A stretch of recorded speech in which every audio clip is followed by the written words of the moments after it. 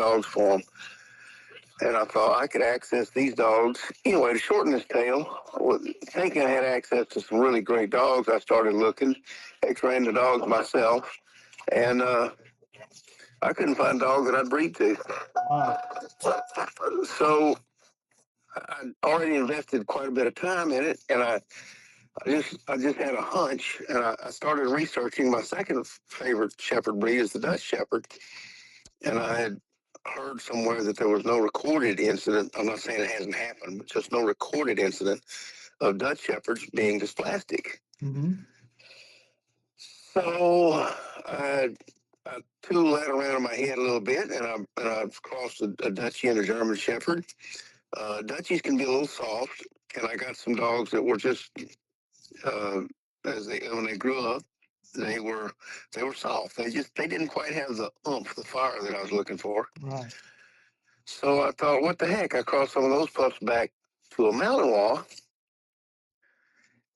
Make a long story short, I crossed everything and crossed everything. Then I started getting some structural problems as I went back to more of the popular German Shepherd and Mal dogs. So I introduced a little bit of American Pit Bull Terrier, which the Pit Bull and the Greyhound are being only two bred strictly for performance type breeds, even today, are the soundest two, structurally soundest dogs on the planet. Right. And I bred those pups back to a Dutch Mal. You see what I mean? It gets complicated. Yeah. No. No. Bred them back to a Dutch Mal uh, female, which is what most people think of as Dutchies anymore. And then I bred a pup of that back to a real good Czech German Shepherd that I happen to own. I got lucky and got. And hence Black Bart and his sister Maggie May were born. Wow. And there were six in the litter. There were four sables and these two black pups. And to be honest with you, my wife was going to shoot me because we were having these puppies every now and then, and we were having trouble finding homes for some of them. I mean, they're all mixes. Right. And so I'd actually just give up on the idea. I ain't trying it no more. We're just quitting. And then we had these two little black puppies. And for some reason, I just decided to keep them. At about 8 or 9 months of age, I'm looking out here at this monster we now call Black Bart, and he's gone everywhere with me. He is just showing me a lot of ability and a lot of intelligence. His sister is amazing. And I decided, what the heck? I'll just wait and let him grow up, and then we'll see what we got, and if that works. And it did. Here we go. So that's how the Western Shepherd got started. Wow. That's great. It's confusing. No, I think I followed you. Um, Good. I didn't. right. When I was a kid down in South Louisiana, um, I got on my mother's nerves a lot, so I wasn't allowed in the house much till supper time. And I'd go out around the neighborhood, and several of the kids, they just, well, I was ugly, and they just they laugh a lot, and it hurt my feelings. So I started hanging out with one of my neighbor's dogs, and I have yet, in all these years, I've yet to have one of those dogs laugh at me. So I decided I'd better hang out with him than most of the humans I know, and that's not really true because I like humans just as much as I like dogs. But Right. I can't. I mean, I don't really have I don't have an honest answer for that because I have no idea. I just know that I've always since I was a little bitty kid, uh, I just always had a dog around. I don't know. Right. As you were growing up, who became some of your mentors and helped you develop what you've got going today? Well, Ren 1010 would have been the first one. Right. Honestly, I mean, Yeah.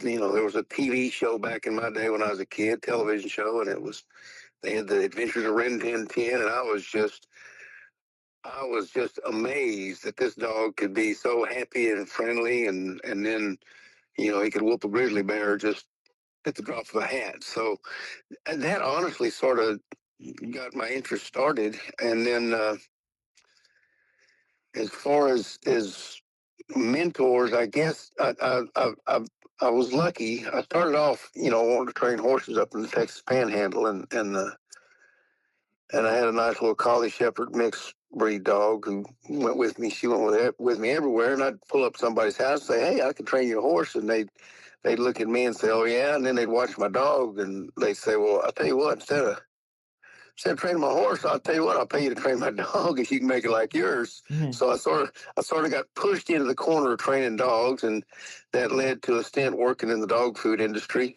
and then in the dog pet industry in general, and that gave me an opportunity to, especially with the dog food, because at that time Schutzhund was just getting imported and big in the country. Well, it'd been around for about 8 or 10 years, I guess. And of course, all the Germans, the current Germans at that time, were the guys we looked to. And then as I got to do more and more of it and meet more of these people, I got to meet folks like Doug Deacon, who I think is probably one of the most intuitive, greatest dog trainers at the time. He had all the records for North American Schutzhund, but he also trained police dogs. I think he's an active duty police officer, actually.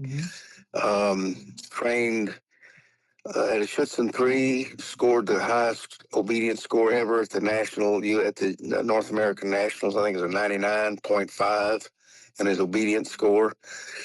And the only reason it was a 0.5 is because one of the judges, I don't know, looked at something, his dog had a long toenail or something, and dinged him a half point just because he didn't want nobody to be perfect, especially if they weren't German. So, and so Mr. Deacon was definitely a major, major influence and educator to me. I'm trying to think. Gary Thompson or Gary Patterson. I wrote some really great books. Again, another good top Schutzhund competitor. So the Schutzhund people through the 70s and 80s, well, they pretty much owned the. If you're doing protection training, you were going to have to go with one of the protection people, and they were the experts. And they were good at it. Godfrey Dildai was another from Germany who's just was really, really showed me a lot of things about dogs. And the thing about these guys that were really good. Deacon looked at a dog. He didn't train a dog to do Schutzhund. He trained the dog to do what he wanted it to do. And I think that's from working the streets with a canine unit. He has to. Life doesn't come in a pattern. Right. So he learned to train dogs that listen to him, so he could make decisions at the moment to solve a problem or maybe save a life, I guess. Right. And that's what I've been always grateful to him for, was kind of showing me the difference. So anyway, those are two of the main people that have influenced, or three of the main people that have influenced the way I do today and what I do today. Right. Yeah, I mean it's really rather basic. Mm-hmm. First and foremost, I was looking for a healthy dog, and I want something that had a long life, long healthy life without being crippled. That was the whole purpose in the beginning. Mm-hmm.